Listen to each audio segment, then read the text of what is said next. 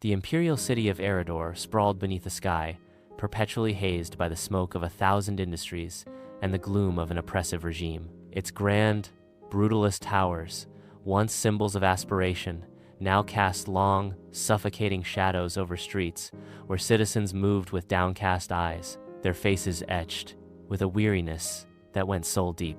Lord Valerian's iron fist had squeezed the life out of the land, replacing vibrant culture with sterile control and individual spirit with collective fear. In the sparse market stalls, even the simplest transactions felt like a concession, a small defeat in a war no one dared openly fight. Amidst this somber tapestry was Mina, a wisp of a girl at 16, but with a resilience that belied her slender frame. Her patched, practical clothes spoke of a life lived on the fringes, but her eyes, though cautious, held an undeniable spark of defiance. She moved through the subdued crowds with an almost invisible grace, her small hands quick as she bartered for meager scraps. Every saved coin, a tiny victory against the Empire's relentless squeeze. One particularly harsh day, as the mournful toll of the imperial bell echoed, silencing the already hushed street and making citizens flinch into deferential bows for a passing patrol of Valerian's grim guards, Mina muttered to herself, "Another day, another shadow." The words were a quiet rebellion, a tiny ember of hope refusing to be extinguished. Driven by a hunger for something more than just survival, perhaps a relic from a forgotten, freer time, Mina often ventured beyond the city's oppressive walls to the abandoned ruins. This desolate landscape of ancient, crumbling stones and twisted, grasping vines offered a stark contrast to the rigid order of Aridor. Here, the air was thick with dust and the lingering scent of forgotten dreams, but it also held a rare silence, a space where Mina could breathe. It was in this forgotten place that fate intervened. As Mina scavenged amongst the debris, she felt the sounds of waves of water behind a collapsed wall. Curiosity, a dangerous luxury in Valerian's empire, overcame caution. She approached, heart pounding a nervous rhythm against her ribs, and touched the stream of water. Suddenly, she noticed a creature unlike any she had ever seen, nestled amongst the rubble. It was a large bird, but its feathers were not feathers of earth. They were illuminating and with an inner fire that seemed almost extinguished. It would wake up and then lay slumped, clearly injured, struggling to draw breath.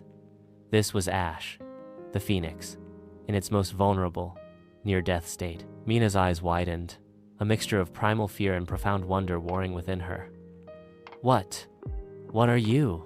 she whispered, the words barely audible. The creature let out a weak, pained whimper, a sound like crackling embers, its ancient, weary eyes, full of unimaginable pain, fixed on her. Hesitation lasted only a moment before Mina's innate kindness took over. She carefully approached, pulling a small, tattered cloth from her satchel. "Don't worry," she murmured, her voice soft and reassuring. "I won't hurt you. You're beautiful." With gentle hands, she began to clean the raw, burning wound on its wing, wincing in sympathy as Ash flinched. A faint, almost imperceptible warmth radiated from its feathers, a stark contrast to the cold grip of the Empire.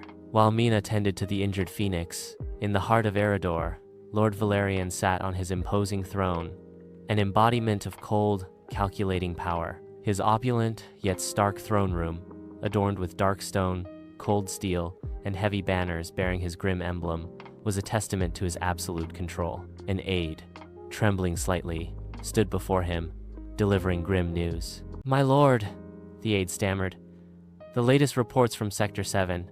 The crop yields are lower than projected. The citizens protest the new taxes on water." Valerian didn't even look up from the scroll he was reading, his voice a chilling monotone devoid of emotion.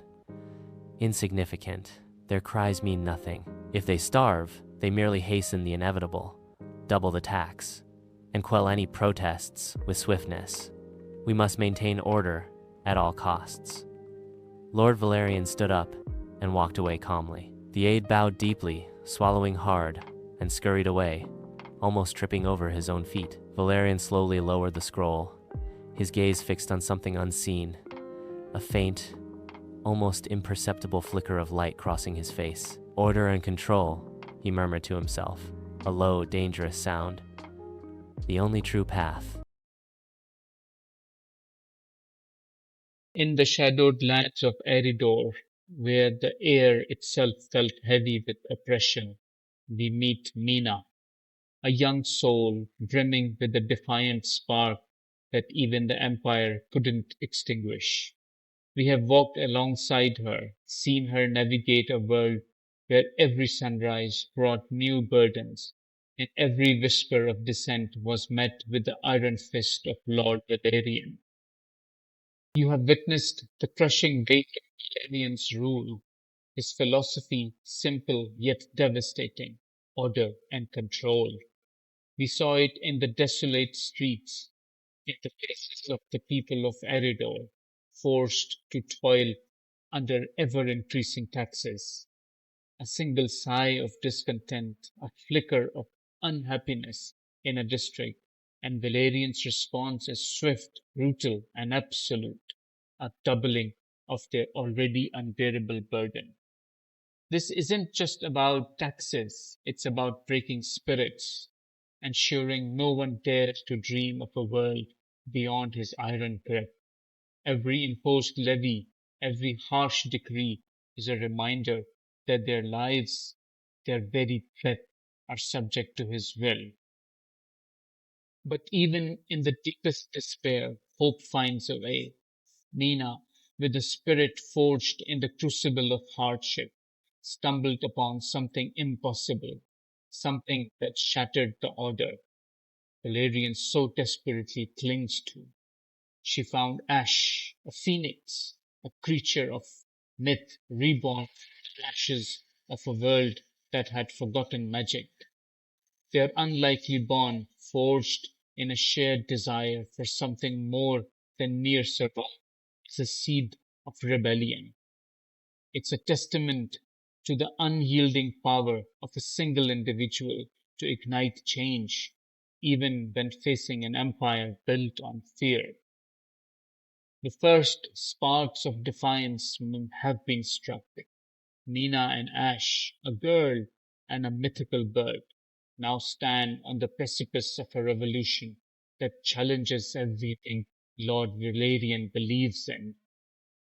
As the flame of revolt began to flicker, threatening to consume the order he so meticulously constructed, the greatest trial still lie ahead. What price will be paid for a dawn of a new era, for the chances to reclaim freedom from the shadows of order and control?